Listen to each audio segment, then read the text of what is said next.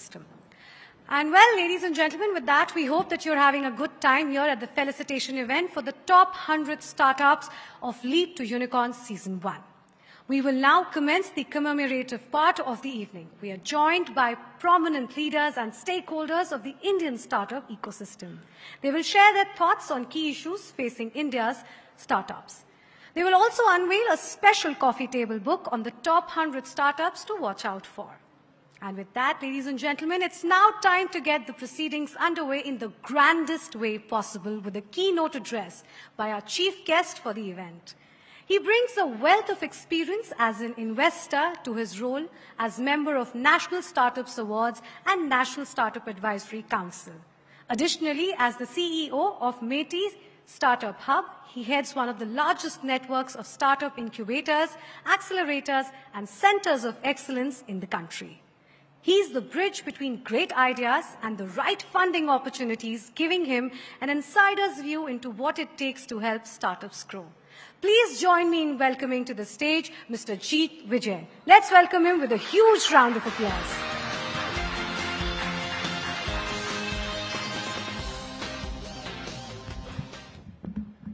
All right, good evening, everyone. You know, for a while I thought she was introducing someone else, not me. But it's amazing to hear what Kunal said, and I think, and that's why I made it a point to come a little early today, because generally we only talk, we never listen, sitting in the government. So this was an important element for being part of the gathering today. And, you know, I won't throw around numbers and data and figure. What I'm more keenly interested in is exploring the idea that the government is going through currently, right? How do we build that ecosystem?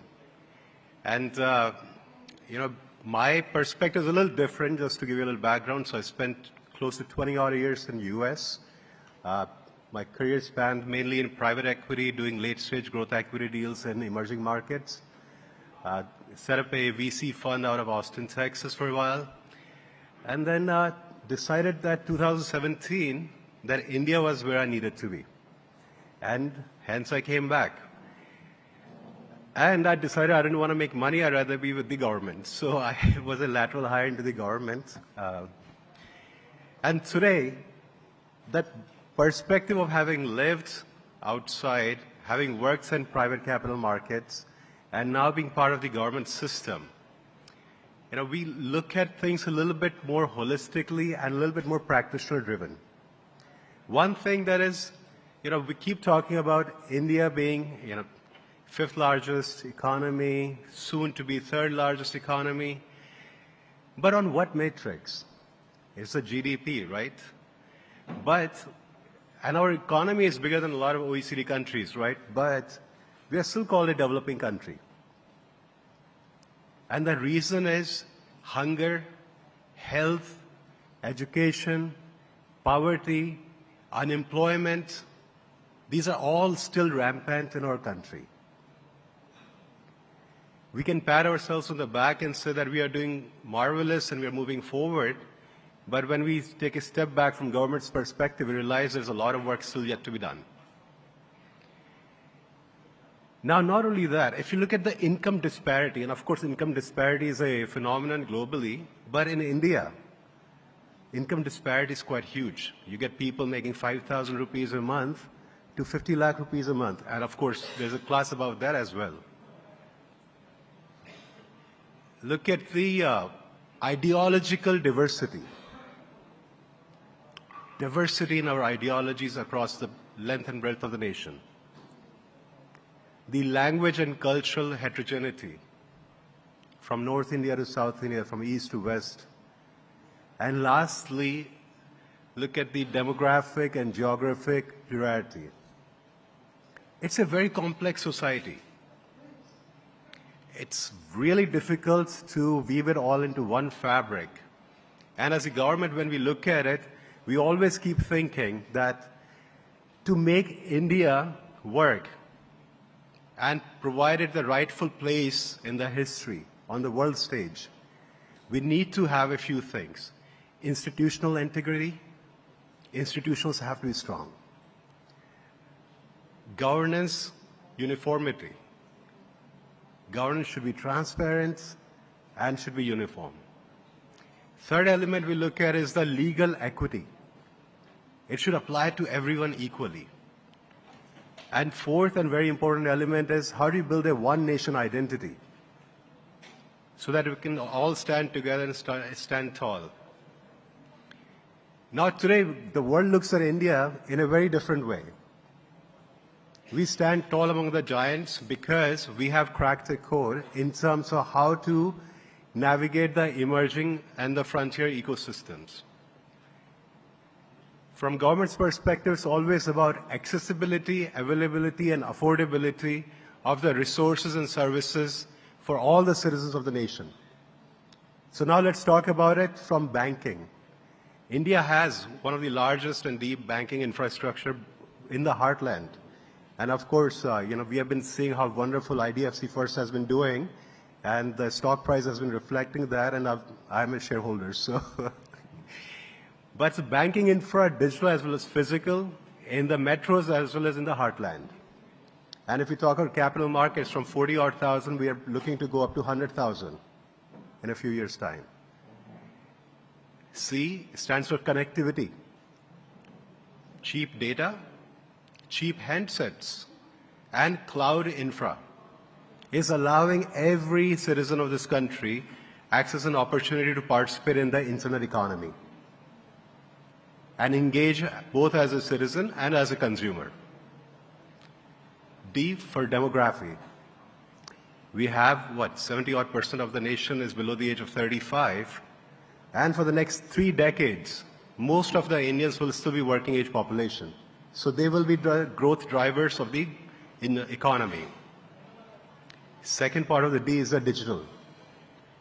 India has built a deep and holistic digital ecosystem, from UPI, doing largest, fastest online transactions, to ONDC, democratizing the economic participation in the commerce business, NDHM, National Digital Health Mission, making health care accessible and available even in the heartland, Gati Shakti, a multimodal connectivity platform to bring airways, waterways, highways, roadways on one platform for an integrated development. ULIP, Unified Logistic Integrated Platform, DG Locker. I can go on the ecosystem that we have built across verticals. And of course, government laid the foundation of it, but it's the private sector that's actually building upon it. So digital is where we have really cracked the code. Today, India is building a platform economy in the cloud fueled by data. And that's what we look at when we look at competing globally, that why should we be better than the rest of the world? Because we have a highly skilled, talented, educated youth. So that's the last part is the E, entrepreneurship. Within a short span, we have went from few, 100 startups to 100,000, gone from no unicorns to 108, 107. We are looking at 200-odd unicorns in the next 2-3 years, based on the list of unicorns that we have and the kind of fundraising going on. So the culture of the nation has changed. Where we used to only think about being a doctor, an engineer, or a Sarkari Babu, now we are looking at how can we be a startup founder? Why not take the 2-3 years of your life and invest for the future and chase your dream? These are the A, B, C, D, E of the equation of how India has transformed. Now, when we look at it, and I think we had a question about, funding schemes in the Tier 2, Tier 3 remote areas. How do we build the ecosystem for startups outside of the metros? I won't go into what DPIIT is doing, what Department of Science and Technology is doing, what MeitY Aayog is doing, or all the states for that matter and the union territories. I'll only talk about what MeitY is doing, Ministry of Electronics and IT. We provide funding schemes all the way from an idea level to fund of fund. So if you're an entrepreneur, a college kid, and you want to validate your idea, we have money for that. We give money for prototype creation and up to $50,000 for commercialization. And we give it to hundreds of startups every year. After that bottom of the pyramid scheme, right, where you get ideation, prototype, creation, commercialization, we have a funding program called Samrid, where we do matching investment into a startup on the same terms as the lead investor. So government is actually taking equity in a startup. and not just giving grant funding. Because giving grant is throwing good money after bad money. So we have said we will invest, and we will invest alongside the investors because they are experts in investing. So that program is there. We have something called EDF, Electronic Development Fund, which is a fund of fund managed externally, and it invests in electronics and hardware startups. So someone had a question about manufacturing. We agree and we understand that manufacturing doesn't get the same love as a SaaS company does. That's why government set up a fund of fund that, okay, if you are a VC investing in hardware and electronics, we will give you the money to give to the startups.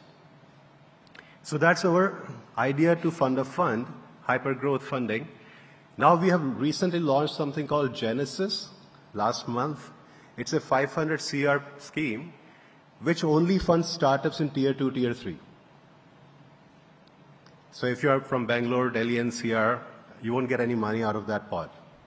But if you're in Odisha, Jharkhand, Madhya Pradesh, UP, Bihar, Chhattisgarh, Northeast, JK, Ladakh, that funding is available. And in that we have 4 components. One is we give up to 10 lakh rupees as a EIR, entrepreneur in residence, so for idea validation. So a college can get up to 10 lakh rupees to validate their idea. Second, we saw the gap in the ecosystem that if a startup can manufacture 4 or 5 units, but they have to do pilot and they need 50 units, but nobody's willing to pay for it. So we are giving up to 50 lakh rupees if you have a pilot PO in hand from a legit consumer or a customer. We'll give you up to 50 lakh rupees to do the pilot. And it's a grant. And then we are doing, again, say 50 lakh rupees of investments, so that more domestic rupee capital can invest in Tier 2 startups. So we are willing to match up to 50 lakh rupees if you get some investor to invest with you. And then we have up to 1 CR if you're working in hardware, deep tech, manufacturing, something which requires more CapEx. So we'll give you up to 1 CR. That's also a grant. Now that's purely focused on Tier 2 and Tier 3. So government is trying to figure out what are the gaps in the funding ecosystem and what are the gaps in the geographic expansion from India's perspective. So these are just some of the scheme. Aside from that, we have design-linked incentive scheme under India Semiconductor Mission, which gives up to 15 CR if you're working in the semicon space.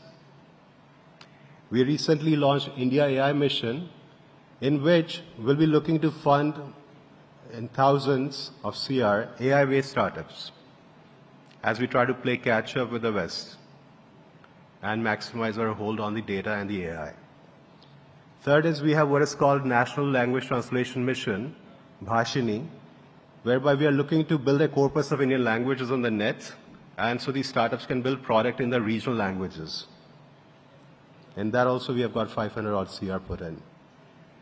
So similarly, we have got multiple other missions that are active currently within the ministry that are focused on various technologies, various sectors, various geographies, just so that we can try to plug in the holes where we can. Ultimately, government can only lay the foundation and the framework, but it's the private sector that does all the hard work and implementation. And I'll just last, in terms of scope that we are funding 51 incubators across India, 22 accelerators currently, and we have 42 odd center of excellence. Everything in deep tech and hardware oriented, so nanoelectronics, membrane, 5G, to emerging tech, AR, VR, gaming, VFX, animation. So these centers of excellence exist across India. We have, I think in every Northeast state, we have a center of excellence, and all the 8 sister, all of them, Octane program. So in every one of the Northeast states, we have a center of excellence. Anyway, so this is just a broad level of what MeitY is doing. Unfortunately, the way I see it, there's 2 startup ecosystems in India. One is where you guys are sitting, because I don't think any of you ever took government grant funding so far, right? Which is operating purely in the private sector on their own.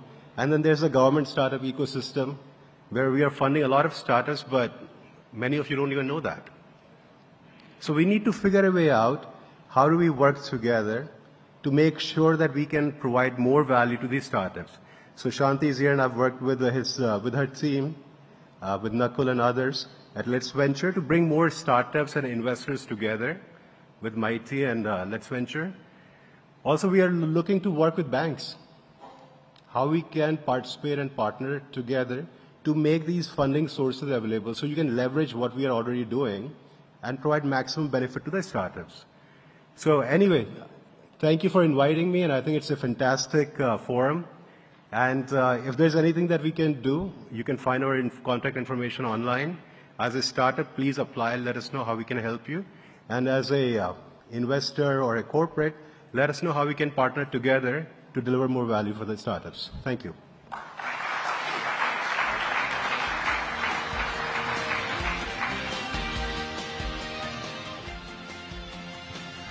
Thank you so much, sir, for addressing the gathering here. Well, ladies and gentlemen, it's time for one of the highlights of the Top 100 event. While our Top 100 startups have been featured in Forbes India, they are about to add another feather in their caps. And with that, we will now unveil the special coffee table book featuring the top 100 startups to watch out for who have emerged as great entrepreneurs. But before we unveil, I wish to call on stage a very, very special guest on stage who's going to join us here with Mr. Jeet Vijay. From founding one of India's first unicorns to becoming an icon of the meritorious achievement, the journey of Mr. V. Vaidyanathan, MD and CEO, IDFC First Bank, illustrates the power of belief and selflessness. It's his vision that makes IDFC First Bank a key contributor and force multiplier in India's vibrant startup ecosystem, motivated by his awareness of the hardships early-stage startups face. Today, that same vision has helped a new generation of India's best startups rise to prominence, ready to showcase their ingenuity to the world. Ladies and gentlemen, it's a pleasure to welcome on stage MD and CEO of IDFC First Bank, Mr. V. Vaidyanathan. We'll be joined by him in less than a minute. Please keep the momentum going.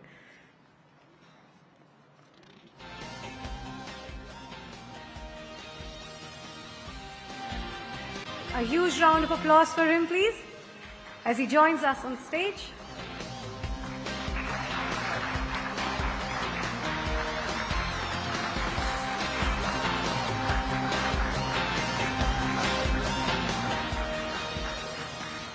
Sirs, I'd request you to kindly move towards the hydraulic setting. Yeah, that's where we'll unveil the